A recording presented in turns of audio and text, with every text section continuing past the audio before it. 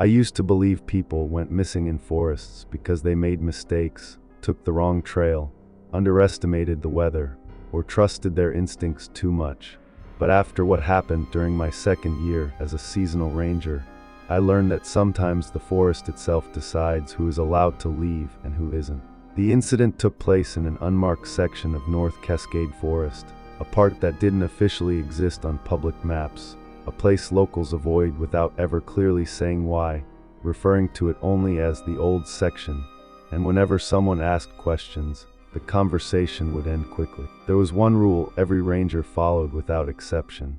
If you heard something walking that didn't sound like an animal, you never answered it, never called back, never acknowledged it, no matter how familiar it sounded. When a solo backpacker went missing and his last GPS signal came from inside the old section, they sent me and another ranger named Thomas to do a preliminary sweep. Nothing formal, just confirm whether he'd wandered in by accident,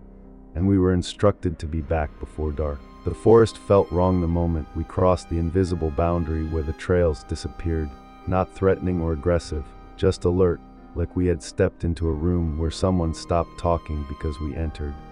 The trees were tall, thin, packed too closely together, their branches barely moving despite the breeze outside the forest, and there were no animal sounds at all, no birds, no insects, not even the distant rustling you normally stop noticing after a while. About an hour in, we found the missing man's backpack, neatly placed against a tree, untouched, food still inside, no signs of a struggle, and what bothered me wasn't what was there but what wasn't, because the ground around it showed no footprints leaving the area,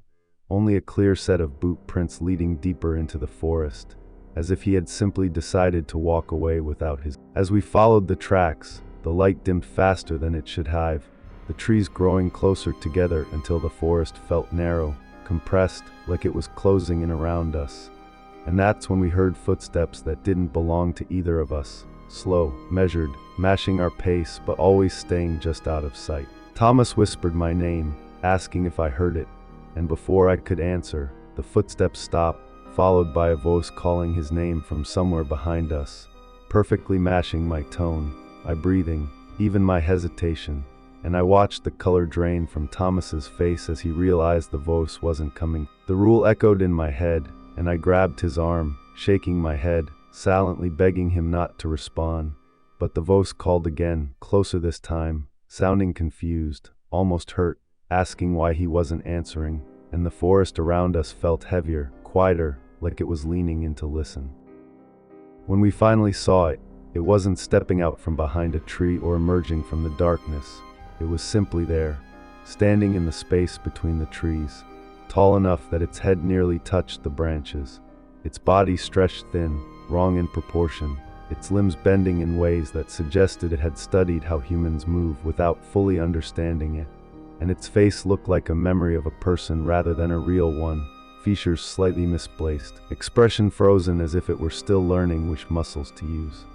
It didn't rush us or attack, it just watched, and when it spoke again, it used Thomas's voice this time, calm and reassuring, telling me everything was fine and that I could let go of his arm now. I don't remember running, only that at some point the forest released me, the trees thinning, the sounds slowly returning, and I collapsed on the trail just outside the old section as the sun rose. Search teams went back in later, fully equipped, but they never found Thomas, never found the missing backpacker either, and after that, the old section was quietly removed from ranger assignments altogether. Sometimes, when I'm alone in the woods at night, I still hear footsteps that match my own, always just out of sync, and a voice that sounds exactly like me asking the same question over and over in a tone that's too patient to be human. Why are you leaving?